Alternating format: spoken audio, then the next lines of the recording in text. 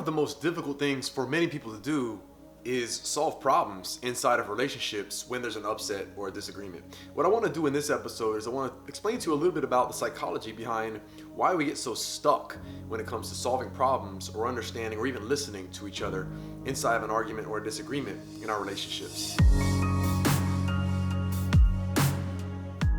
Welcome to another episode of Leadership and Lifestyle Coaching with Ryan David. I'm Ryan David. And so today I'm talking about why you can't solve problems when you're upset. And the answer to why that is has to do with the nature of negative emotions. So generally speaking, when we experience negative emotions, frustration, aggravation, anger, fear, anxiety, any upset, negative emotions restrict our thinking.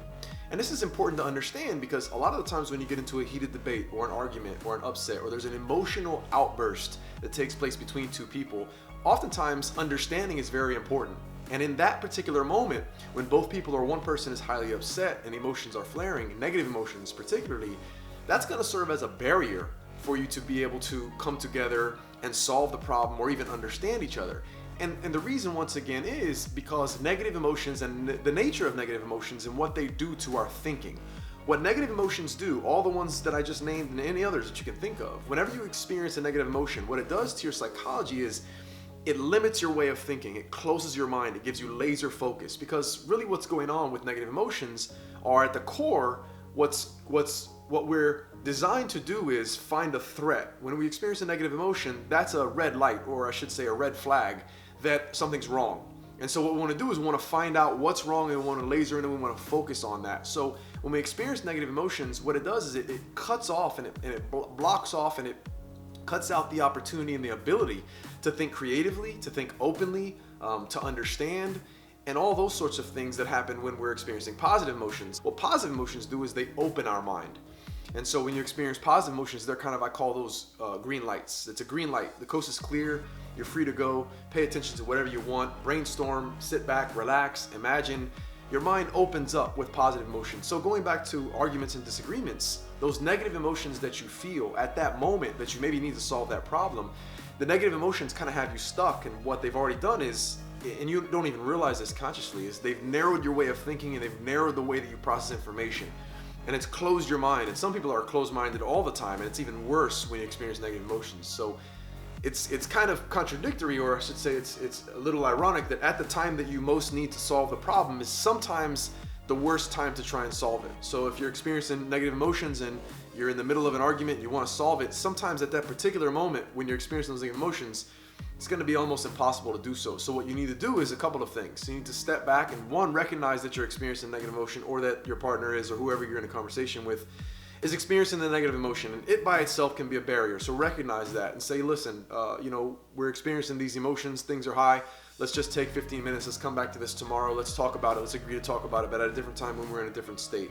That's the first thing that you can do, is recognize the negative emotion. Also, what you can do is either sometimes in that moment, but maybe afterwards, to make sure you try to get out of that state, to help you kind of snap out of it, is you can do something called a reframe, which helps with a state change. And both of those things will help you see things differently so that you can get a better result.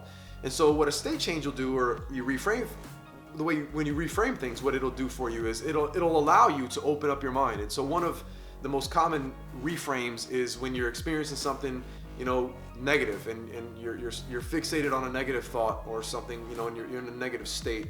What you can do is you can use something like, let's just say, humor. Humor is a great way to reframe, or a great way to change your state. And so what humor does is it injects positive emotion into that negative state. And you can find this with anybody. You can break their pattern. You can jar them a little bit when somebody's in a negative state and they're experiencing a negative emotion.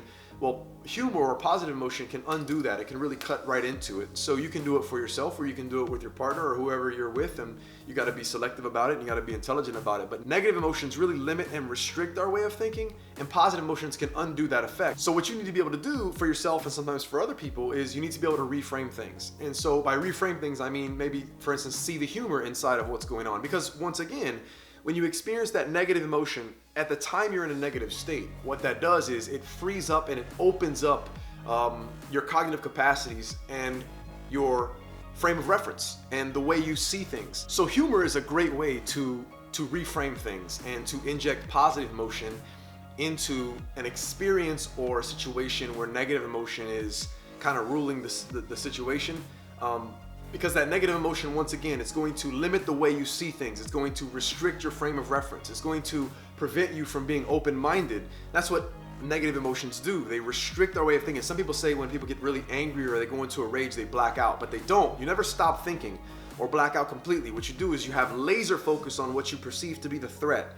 And in an argument, when there's an upset, who's the threat or what's the threat? It's the other person or their opinion. And so when you lock into that and you focus on that one thing and you're fixated on that, your brain's only going to operate in a certain way according to your laser focus. You're not going to be open-minded enough to listen to an alternative view or consider something else. So that's why positive emotion is very important, and we need to understand why in the time of an upset or an argument, it's very, very difficult, if not impossible, to solve problems. Because to solve problems, you need to think, you need to have consideration, you need to weigh out differences and that sort of thing. So this is the nature of why negative emotions can really serve as a big barrier to understanding other people and to being open-minded, because what they do is they restrict and they limit our thinking. Now, in nature, it's a good thing if you experience a negative emotion and there is actually a threat. I do only want to focus on that threat. So that laser focus is good when there's actually a threat. But when there's no threat, it doesn't serve a purpose, and so it can get in the way in the situation just like this as a barrier when it comes to understanding or working with someone else and